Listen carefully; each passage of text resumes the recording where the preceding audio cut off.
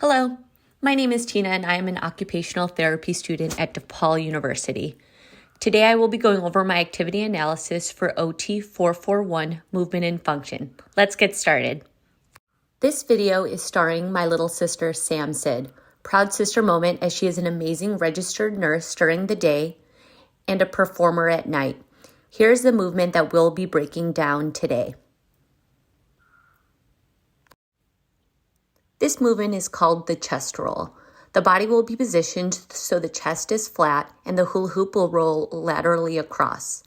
This is a full body movement involving feet, legs, hips, trunk, scapula, shoulders, arms, wrists, hands, and fingers. Her base of support is her feet in neutral stance, shoulder width apart or slightly wider. Body will be in a T formation and center of gravity is through the midline of her body. Shoulders are abducted to 90 degrees in the frontal plane with the anterior-posterior axis. Elbows are extended to 0 degrees. Wrists are in neutral position. Fingers are extended with palms facing forward. Focusing more on the shoulder joint, it is a ball and socket joint with 3 degrees of freedom. Approximate muscle strength for this movement would be between a 4 and 5, depending on the weight of the hula hoop. To initiate the movement, Sam's wrist flexion and extension creates momentum for the hula hoop.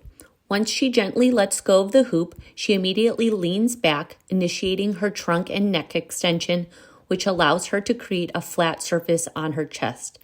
She has an exaggerated interior pelvic tilt.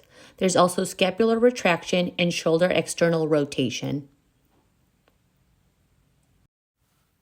Newton's first and second law can be applied to this movement in simple machine. First law states that every object will remain in uniform motion in a straight line unless compelled to change its state by the action of an external force. This would apply to the hula hoop, continuing to stay in motion in a straight line across the chest until it is caught in the opposite hand. This is a continuing motion and is dependent on the body's correct positioning so the chest is flat enough with no obstruction.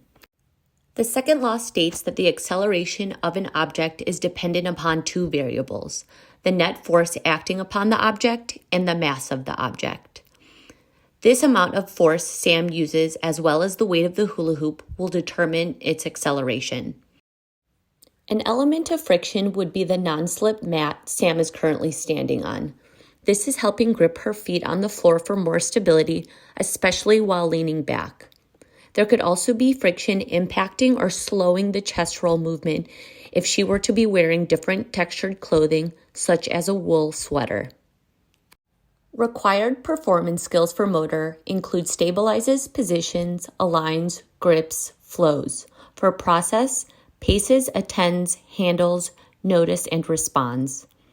Some OT interventions and strategies would include proper stretching beforehand, keeping glutes and core tight to avoid straining the lower back, starting with a weighted hula hoop for beginners, ensuring proper attire, utilizing a mirror to watch the hula hoop and form, and lastly, practice is key.